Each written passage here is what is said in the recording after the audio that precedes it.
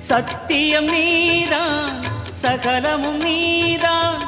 நித்தியம் என்னில் நிலைப்பவன் நீதான் அருணாச்சலா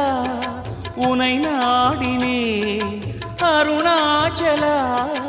உனை நாடினேன் சிவலீலை செய்யாமல் சிறு ஏனையாட்கொள்ள சிறிதேனும் தயவோடு அருள்வாயப்பா சிறிதேனும் தயவோடு அருள்வாயப்பா